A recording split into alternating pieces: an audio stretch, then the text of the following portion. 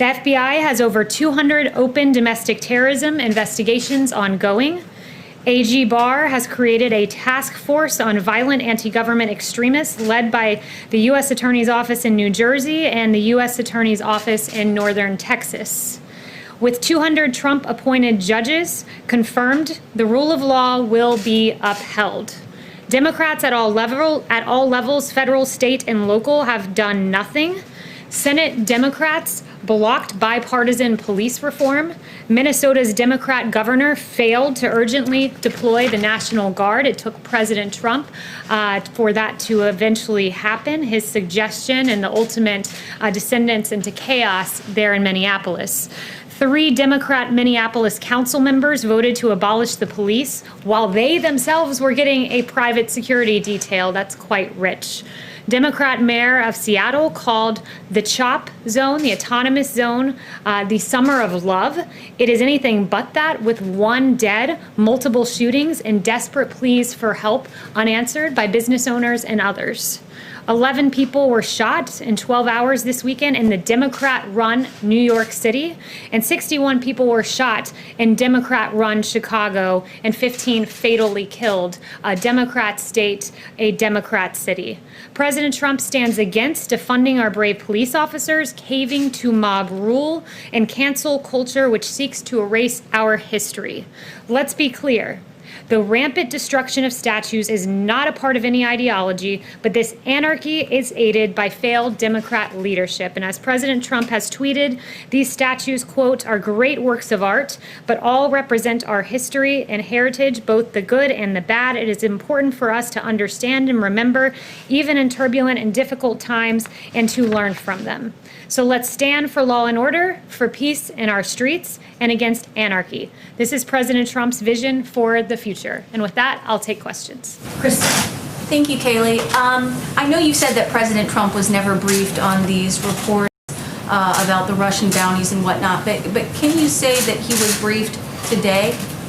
Look, I'll say this, that the U.S. receives thousands of reports a day on intelligence, and they are subject to strict scrutiny. While the White House does not routinely comment on alleged intelligence or internal deliberations, the CIA director, NSA, National Security Advisor, and the Chief of Staff can all confirm that neither the president nor the vice president were briefed on the alleged Russian bounty intelligence. But has he been briefed since all of these reports came out? So let me back up and say this, that there is no consensus within the intelligence community on these allegations, and in effect, there are dissenting opinions from some in the intelligence community with regards to the veracity of what's being reported, and the veracity of the underlying allegations continue to be evaluated. And one more question, if I could.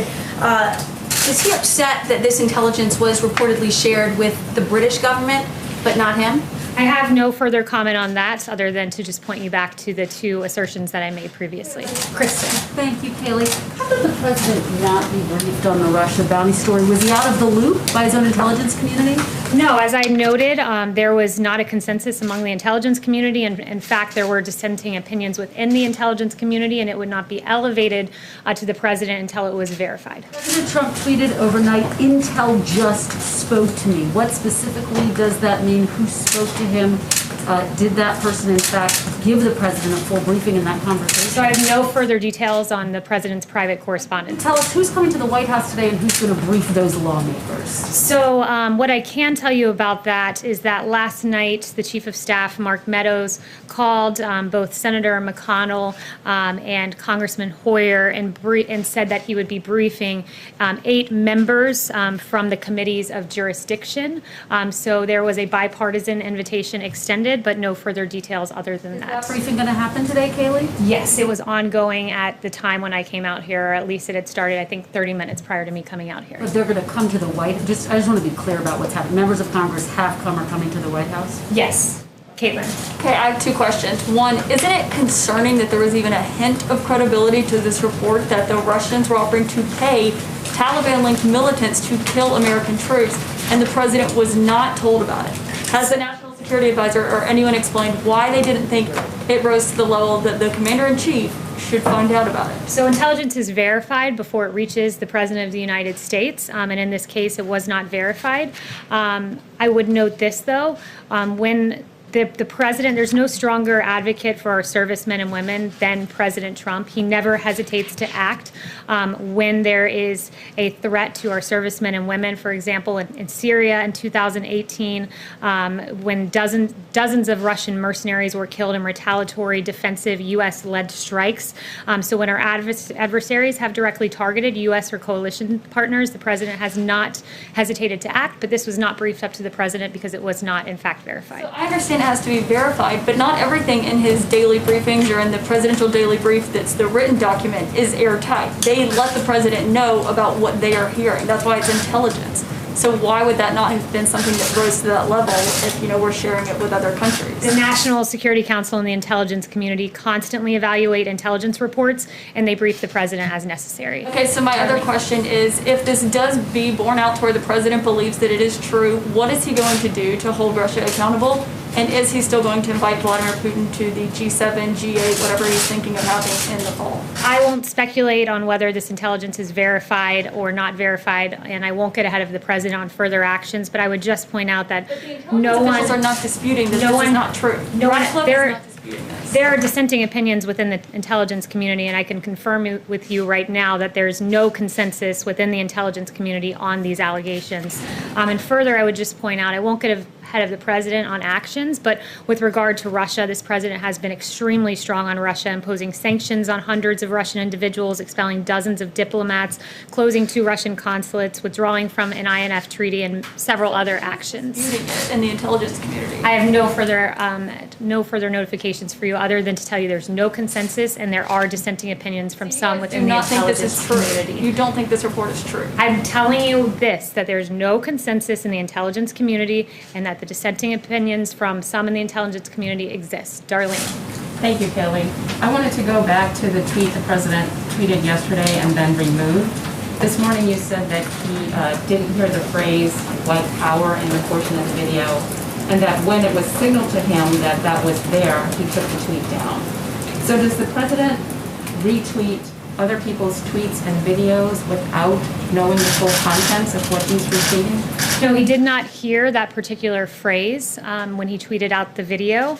And To the video before retweeting it? he did, and he did not hear that particular phrase. Also, given your opening, do you have any comment on Mississippi taking steps to remove the Confederate emblem from the state flag? I would say that that's a decision for Mississippi to make, and it's commendable that they took this action in a lawful manner and took the appropriate steps rather than trying to tear down statues and monuments. Thanks, Kayleigh. One follow-up on the Russia and then one on another issue. Does the president have a specific message for Moscow given these reports? A specific message for Moscow? No, because he has not been briefed on the matter. As I noted, there's no consensus among the intelligence community, and there are, in fact, dissenting opinions. All right. And on a separate issue, Jacksonville, Florida today apparently is issuing a mask order. That, of course, is where at least part of the RNC will be held later this summer. Has the president's thinking about wearing a mask changed at all, given that order and given the increased coronavirus cases in Texas, Florida, Arizona, and elsewhere? So I talked to the president before coming out here. It's his choice to wear a mask. It's the personal choice of any individual as to whether to wear a mask or not. He encourages people to make whatever decision is best for their safety, but he did say to me he has no problem with masks and to do whatever your local jurisdiction requests of you. Yes. Thanks, Kayleigh. There have been reports that some American service members actually were killed as a result of this Russian bounty. What information do you have on that?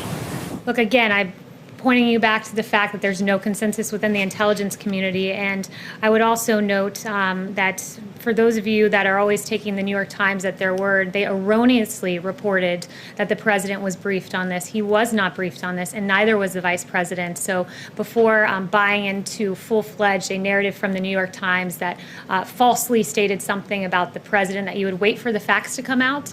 And note, once again, there's no consensus in the intel community, and in fact, there are dissenting opinions from some within it. But So you say that he wasn't briefed. Does that mean it wasn't in the PDB either? He was not personally briefed on the matter. That is all I can share with you today, is that Both the CIA director, the national security advisor, and the chief of staff can all confirm neither the president or the vice president was briefed. Okay, I have a coronavirus question as well, Sure. please. Secretary Azar said that the window is closing. This is, cases are on the rise. This is a very serious time. Obviously, the vice president held a briefing on Friday. What is the president's message to the American people, and why aren't we seeing him publicly talk to the public, encourage them to do things to stay safe? I would note that there was a whole coronavirus task force briefing on Friday where all of these questions that the American public had were addressed.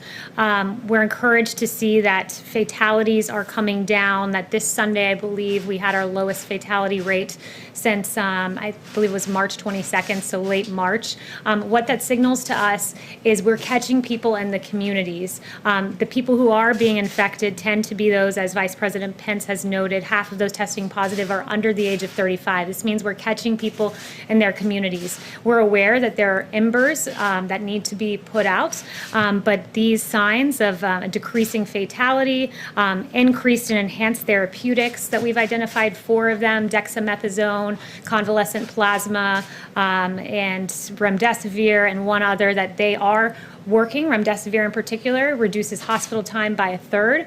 So these things make us uniquely equipped to handle the increase in cases that we've seen. Yes, Brian.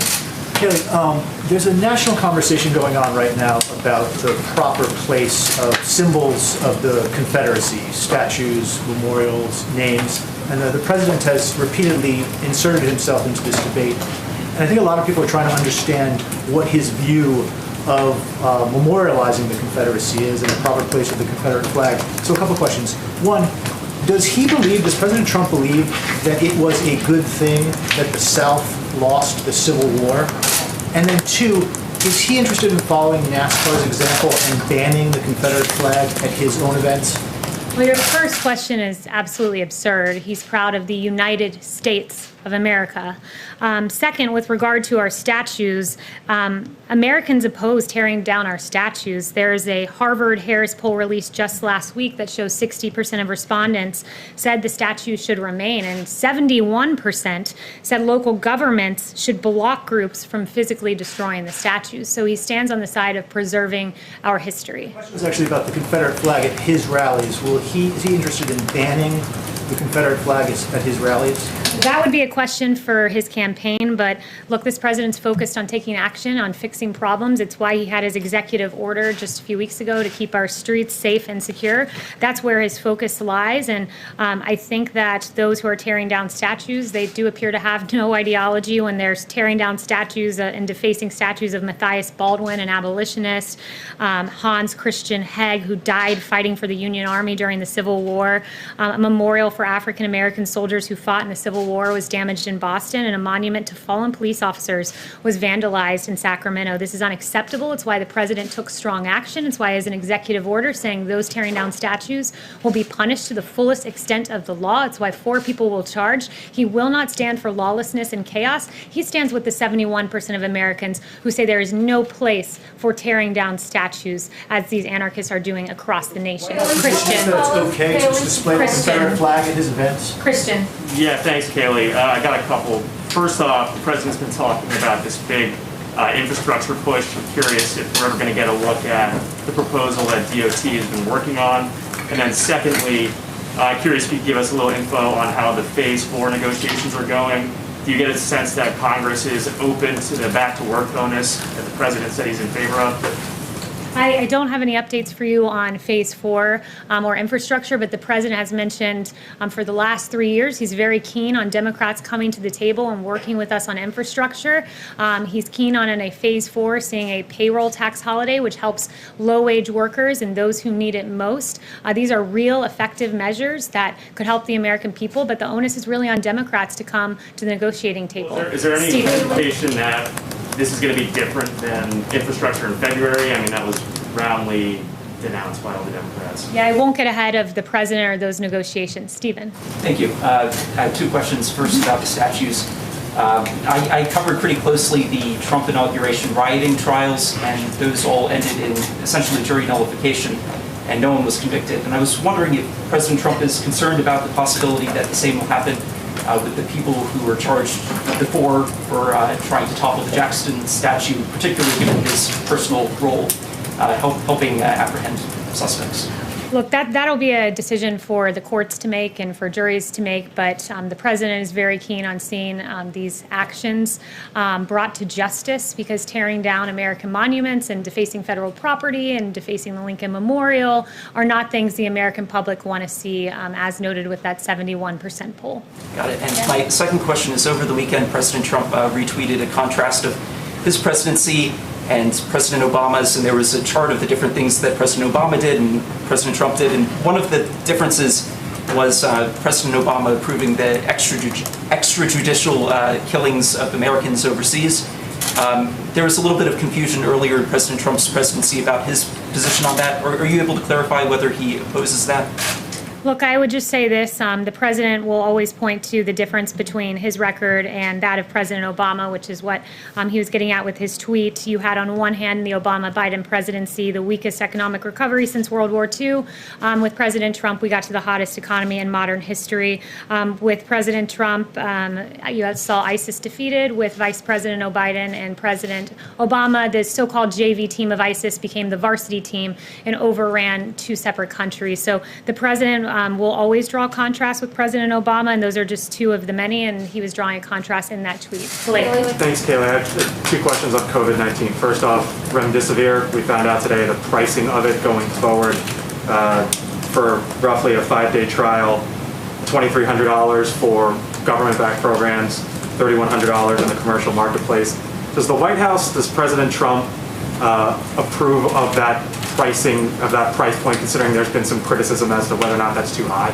So, Blake, that's a really good, important and substantive question that I think deserves a good answer to. And first, the wholesale acquisition costs, or the federal supply schedule, is about $3,200 for a course of remdesivir.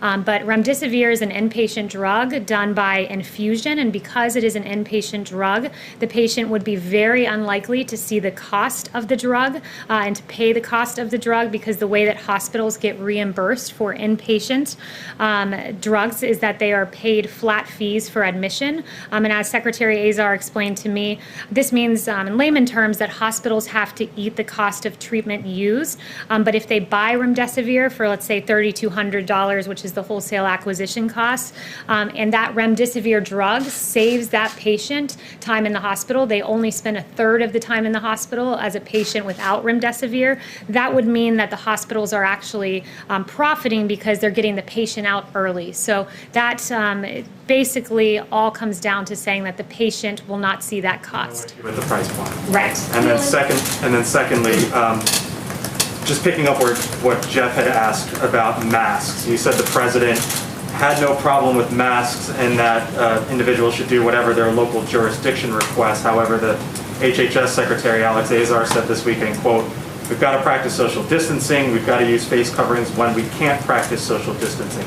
So if individuals are going into an area and social distancing cannot be practiced, should they listen to the local jurisdiction in which face masks might not necessarily be mandated, or should they listen to the HHS secretary who says wear a face mask? So the CDC guidelines they are recommended but not required, and the president would encourage everyone to follow the orders of their local jurisdiction and CDC guidelines. Todd. Thank you.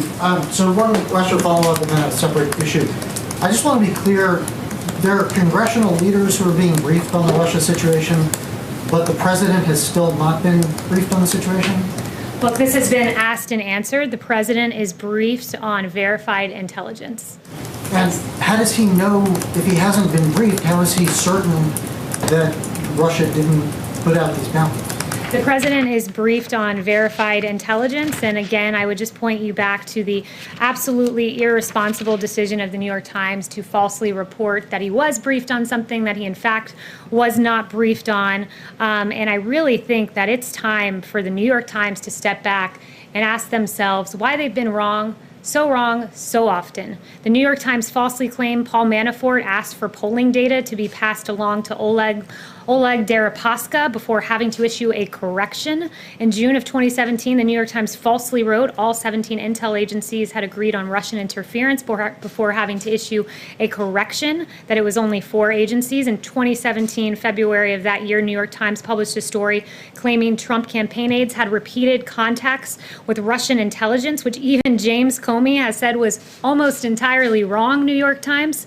New York Times published a column in March of 2019 by a former Times executive editor that asserted the Trump campaign in Russia had an overarching deal that the quid of help in the campaign against Hillary for the quo of a new pro-Russian foreign policy. That's what we call the Russia hoax, which was investigated for 3 years with taxpayer dollars before ultimately getting an exoneration in the Mueller report. It is inexcusable, the failed Russia reporting of the New York Times, and I think it's time that the New York Times and also the Washington Post hand back their Pulitzers. Why hasn't the president condemned white power, Kayleigh? Why hasn't he condemned that tweet?